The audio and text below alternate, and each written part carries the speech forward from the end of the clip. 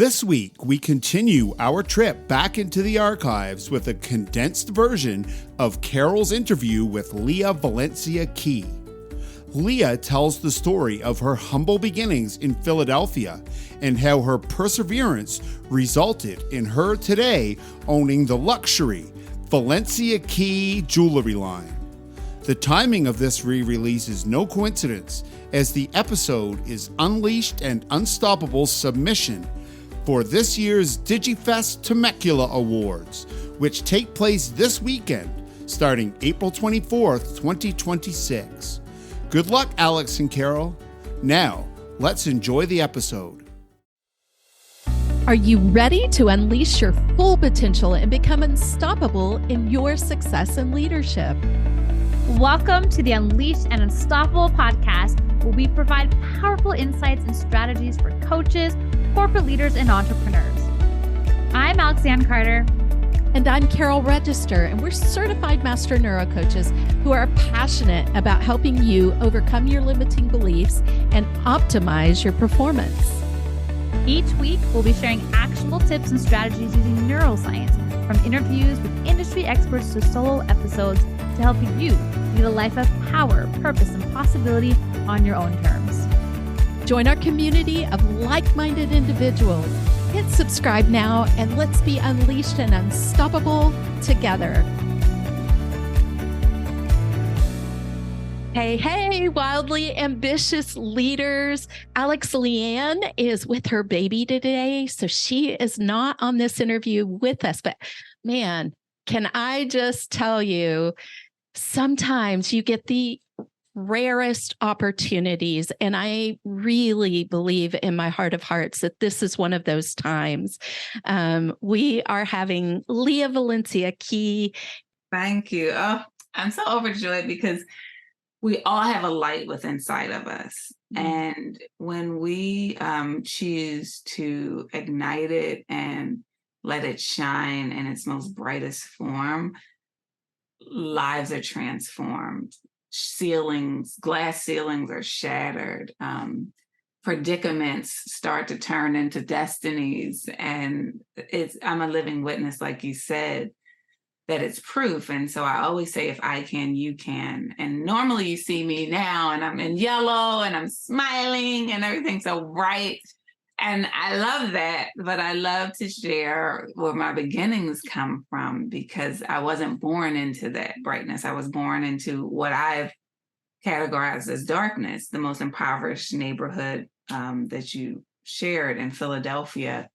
Born to a single mother. She was born out of poverty. So there was this generational curse situation happening. For anyone that doesn't know what generational curse is, it means it's perpetual. Your mother was in this, her mother was in that, you become that, and it's just this cycle that continues and continues until someone decides to shine a light that shatters that cycle. And I'm blessed that is my journey. The neighborhood that I was born in, poverty, ridden the streets, drug transactions, violence, single mother with 3 children. She breaks her leg. And now the moment I remember so clear was my mother's trying to get her 3 children home. And we get to the door and there's a padlock on the door.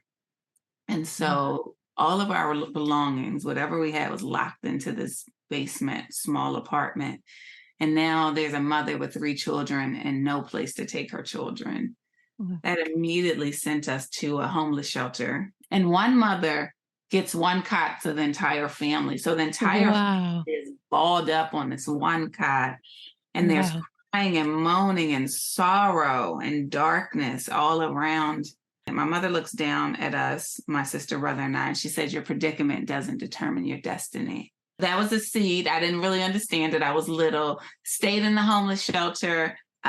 Years go by. Second light that's turned on in my life is I'm coming back from school. Now, I had become my environment, become negative, failing every grade, just everything I saw, I was.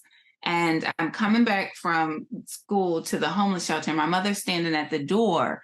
And I see her face and she's looking really serious. I get right in front of her and she says, Leah, do you want to be a leader or a follower? And I didn't understand that. And she continued, she said, because right now you're following everything you see. And guess what, Leah? You're going to become everything you see. Mm-hmm. Or you can choose to lead. You can choose to lead and listen to the inner light inside of you. You can choose to lead your life to your destiny, that we can lead to our own destiny. And that's the light that really turned on the power of choice for me, because I didn't understand choice. And I feel like we need permission, no matter young or small, big or old. Humans, we like permission. When someone says, oh, you can choose, I'm like, oh, really? Yeah. And immediately I remember the next day so vividly. I went back to school and I asked my teachers, how do I get better grades? How do I see beyond my environment? So whoever's listening, there is a power and you do have a choice. My eyes are tearing up as you're speaking into this, because one of the things that Alex, Leanne, and I speak about on this is that you can actually create your reality. We are gifted as creators of our reality. And we can do this through certain processes of stopping that inner critic and rewiring it, recoding it in our brains so that we are thinking in excellent and praiseworthy ways. And even if we perceive ourselves as followers, we lead our lives every day. We get up, and lead. So, listener, we talk about these things. And again, I want to draw it back to Lia Valencia is the evidence of what's possible despite whatever your trauma, your story, your circumstances are. It's a through line through everything. Words are power. So what are you speaking into your life is so much power. What are you allowing others to speak in your life? And what words are you grabbing hold to? Like, that's why I love being on a podcast like this. This is words of power. And what I do every day is those words that are in alignment with my inner whisper. I'm always inner evaluating and not externally evaluating. I allow the external world to be my confirmation of alignment of my destiny. Speaking out every dream that you want is so much power.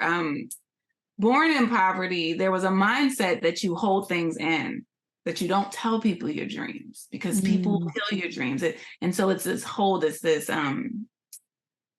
closed off mentality. But when I realized like there's this power in speaking words, I realized, whoa, wait, no one can kill your dreams but you.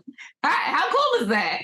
I'm God is there to lift my dreams up. God will never kill my dreams. And so the only person that has control over this is me. Whoa, that's beautiful. So now I can share it and shout it to the moon, because even when I hear naysayers, oh, you're not for me, turn the corner. Oh, you're for me. I'll be around it more. And so you start speaking it out. And when you keep pushing out what you want, what happens is you start to believe it more. Like when I believed my mother, when she told me to listen to my inner light and follow my destiny, I believed that so much. I start doing things. I start asking teachers. I started looking for evidence outside of me. And that just grew and grew. I became the first and only person to go to college, the first and only person in my neighborhood and in my family to get a master's degree. I just start to choose this way of being and decide that in everything I was going to do, I was going to be light, even in the midst of darkness. And people are like, what is light? Light is possibility. Everything on this planet, aside from nature, was created from a thought. There isn't anything on this planet other than nature that wasn't created by a thought. Yeah. And stepping into your power, and you activated your brain. So that's your RAS system, your reticular activating system at work. From the neuroscience perspective, you started to see possibility and opportunity everywhere. The doors of your mind opened up, and you could see, how do I get better grades? What do I do to step beyond this darkness that is surrounding me? And if I remember correctly, you were in that homeless shelter until you were in 7th grade. What happened at that point? Oh yeah, and that moved us to a housing project, which is a homeless shelter, basically. Just transfers to another poverty situation. We actually did get our own small place, but it's still this poverty-stricken public assistant environment. And I stayed there all the way until college. The only way to grow is to root deep into these untangible beliefs. Like love is a intangible, you can feel it, but there's no physical, it's a way of being. And so one thing is to love yourself beyond anything or anyone could ever love you, because then you will let no one harm you. You will let no one drive you astray. You will listen to that, like my mom said, inner whisper, because you know what you need for yourself. And when you love yourself, you hear it and you stand up for yourself. And then when you can love yourself, then you can share that love to others. And then when people feel the love of yourself portrayed onto them, then you start to be pulled into other places. Like, Lia, just come along with me, just because of your energy. And so I start to root in these ways of being, joy amongst all, no matter what my situation was. My mother got deathly ill throughout this journey of me seeking my way of being. And it was beautiful because she got to see my light shining. She got to see me leading my life. And right before she left this earth, she said, Lia, I see you shining. I see you following and leading your light. And she gave me these little earrings, and she said, now there are going to be some times where you can't find your light, because that's what life does. And she said, wear your earrings every day as this visual reminder, maybe just when you click them on or when you see them in the mirror, that when you can't find your light, it's a visual reminder that your light's always within you. And all you have to do is just choose it. It's always there. So you just choose it. And I just love that concept. So I just start to hand sketch jewelry therapeutically for me. What would these symbols look like that would trigger me into where I want to be in the world? Wow. I am so excited to talk about this, talk about your company now, and, your beautiful jewelry line and all that you're doing, shattering glass ceilings. This is so powerful to see that you were able to go within and share more with us. What happened on that journey with your mom? I would, if you would like to share that, I would love for our listener to hear it, because it sounds like something that was such an impactful part of your life. And I know losing anybody, I'm widowed, I've lost somebody. I know what it's like. I fought for his life. There was mental illness and using not good ways to escape, and being in that journey of loving somebody so deeply and things looking pretty dark.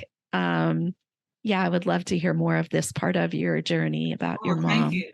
And thank you for, let's open up to that, because this is actually the first place that I've actually talked about the losing of my mother. I mentioned that she passed early, but I would like to share that, because when I shared this journey, it sounds easy. It sounds like, she just started choosing and then life just started to open up and it was this easy thing. Actually, it got harder, right? Because I'm swimming opposite stream now. The environment I'm in is telling me negative things and showing me negative things. And now I'm trying to seek opposite of that.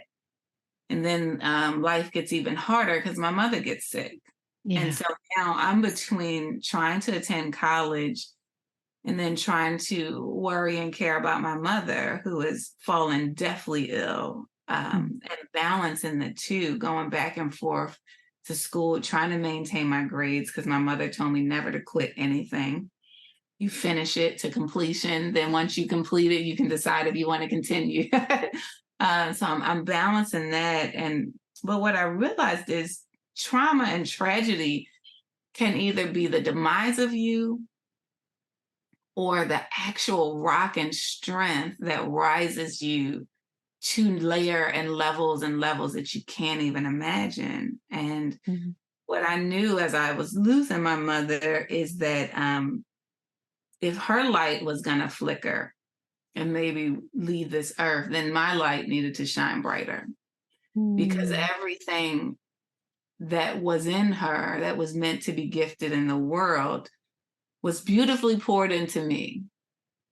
And I could use all of the blessings that she spoke into me through word to be a physical representation of not only my life, but her life as well. And so I took that on as, of course, sorrow, but also as an honor. And so now I had a charge to like really, really live this life. And what I thought of is that my mother never lived.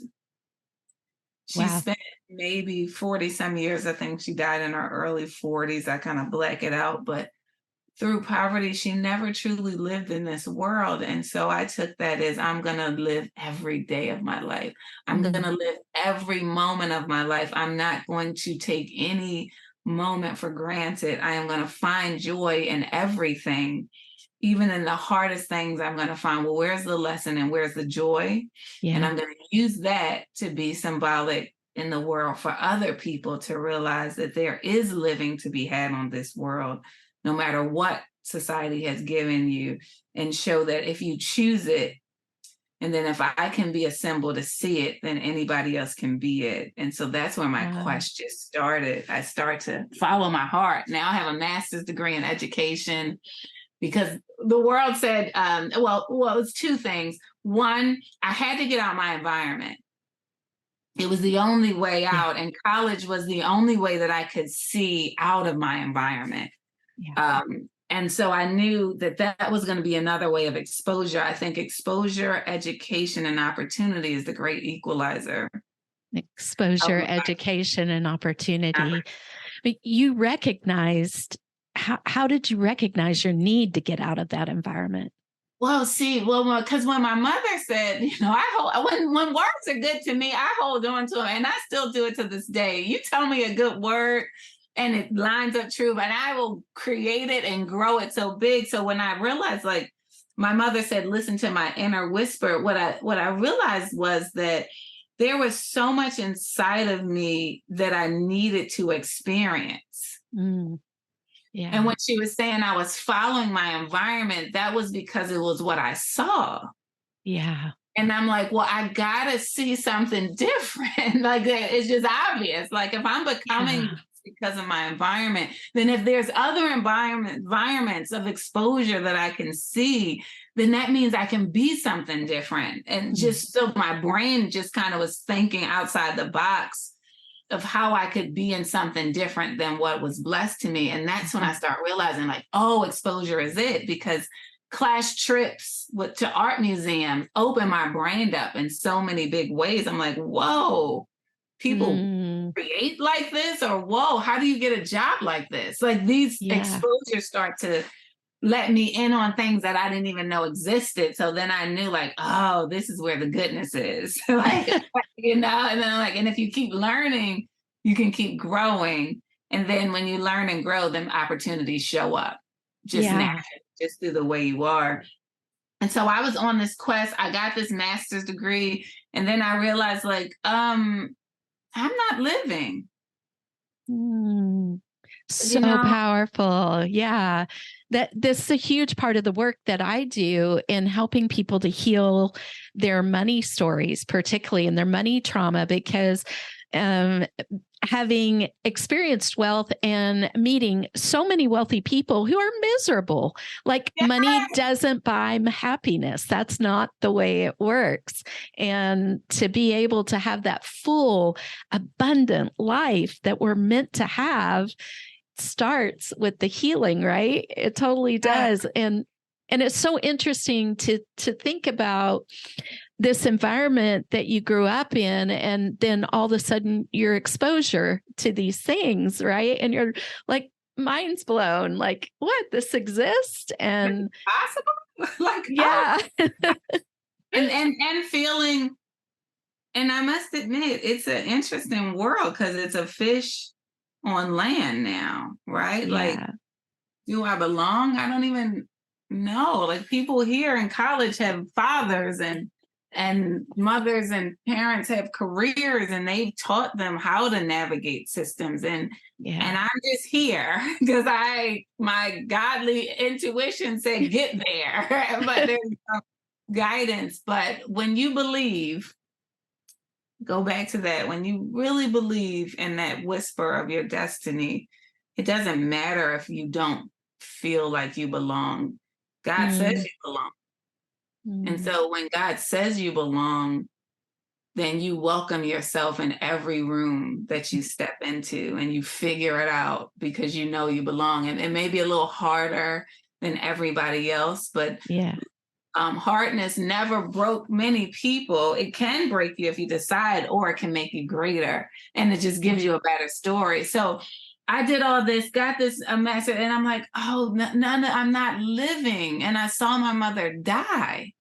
And I'm like, oh, you know, the only way I think I can get money is through this master's in education. And I'm like, nothing of that is making me alive. I even start to teach a little bit. And it was beautiful to be an educator, but the environment. So I went back into myself and I said, where does your light shine the brightest? And so anyone that's listening, you've got to go into yourself and really ask yourself questions like, where do you shine the brightest? Yeah. And where I shine the brightest, some people shine the brightest in writing. Some people shine the brightest with math and problem solving. And like, that's just your genius zone. Somebody gives you a problem and you solve it. Yeah. That's your genius zone.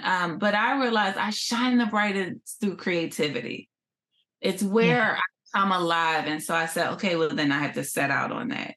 And so with a master's degree, I went back to cosmetology school because I decided, well, I'll style and create. And that was totally opposite against whatever the world would say, right? And I trusted and believed that the choice of my light was more impactful than following the society norm. Yeah. Yeah. And that served me well, but not in the beginning, because now I have a master's degree sweeping salon floors and struggling. But I realized that I was working for MAC Cosmetic. And I like sharing this random journey of mine because everyone thinks that life is linear. Yeah. Like, I love what you said earlier about it actually gets harder before. It gets harder and it gets confusing, and the path starts to break off in random places. And you're like, that doesn't look like it's leading to the goal that I set for myself. Yeah. But it is. And every part of your journey is a key that helps unlock the next part of your journey if you allow it to be.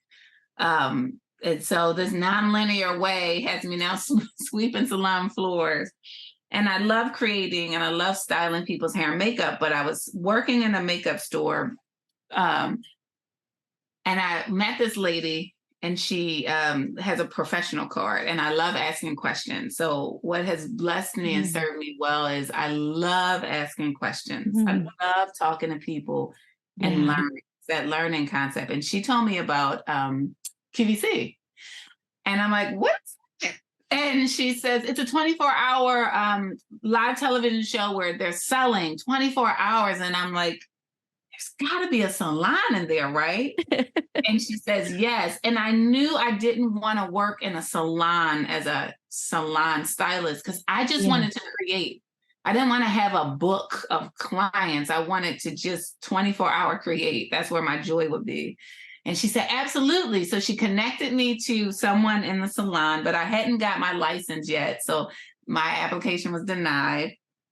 And I love sharing that because by the time I got my license, it was now maybe 2 years from that connection. And so everyone from that connection was no longer in this QVC email list. So it took me 5 years to get into QVC. I love setting it because you got to set your goals and your targets in life. Like once that was put in my spirit, QVC, I knew it was for me. I don't know how I knew it. It made sense to me. 24-hour styling. I could create all the time. This is where I'm supposed to be. Yeah. So 5 years went away of no's for trying to apply to QVC. 5 years of sweeping floors, but every time I got a no, I would learn more hair, learn more creative, learn more. So my tip in the world is I always say, share your dreams out. Just tell the world. And you're not telling them to ask for help. God is going to align the earth angel that's assigned to your destiny. It's going to happen. But when you speak it out in the world, it gives it wings to fly and you get to hear it and believe it more. So if my barometer was, if you smiled at me twice, I would share my dream with you. I love that. I love that so much. Receptive. So I would, somebody smiled at me twice. So I'm bartending to support myself while sweeping floors. And this one person comes up, his name was Fred, and he smiled twice. And I said, I want to work for QVC. That was so random. And he's like, oh, okay. Really random. And he said, oh, I work for Comcast. That's interesting. My friend works for QVC, Stephanie Humphrey. And let me see. What I always share this is because everyone wants to know the how. Yeah. How am I going to get there? Yeah. And that's beautiful. And God's going to open that up door by door, millimeter by millimeter. But the most important thing that we control is the how in you. Yeah. How am I being in the world? Yeah. Is everything that has allowed me to shatter glass ceilings. Yeah.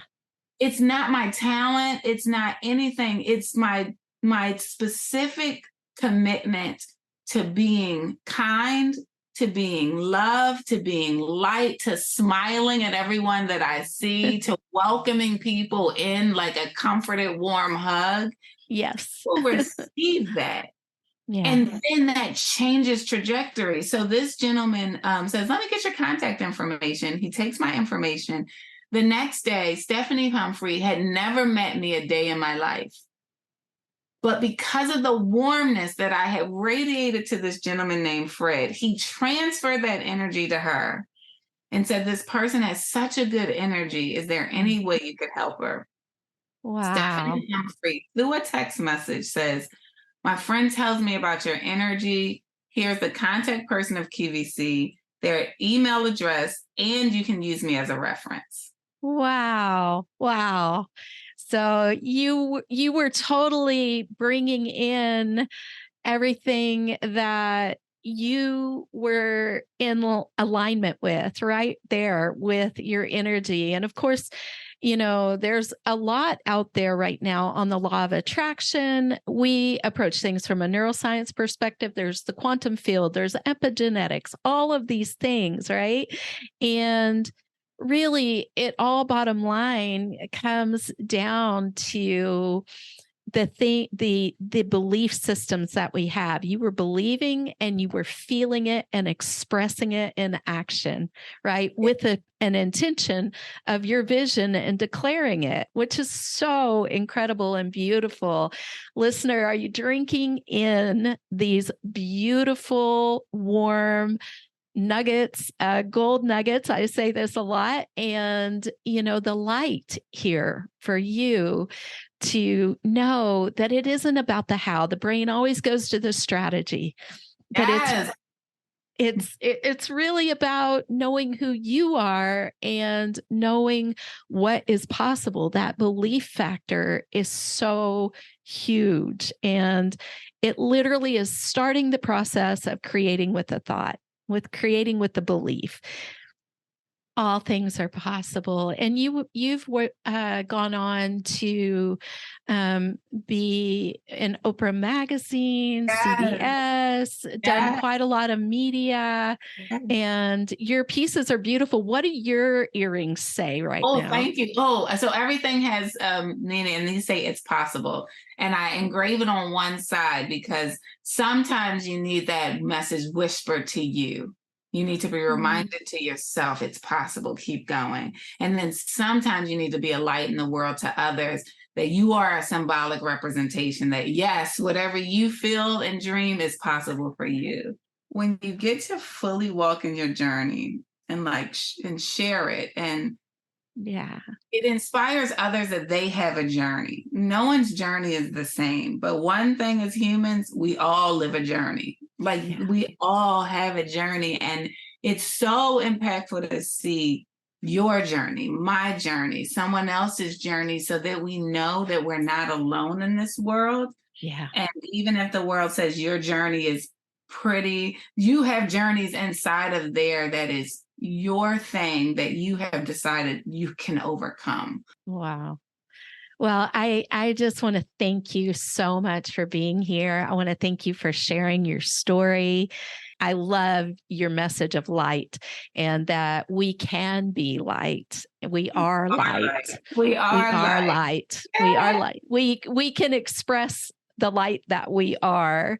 Yes. And so thank you so It's a blessing, joy. Thank you all for letting me into your heart. I'm so grateful. Thanks for tuning in to another episode of the Unleashed Unstoppable podcast with your hosts, Alexandra Carter and Carol Register.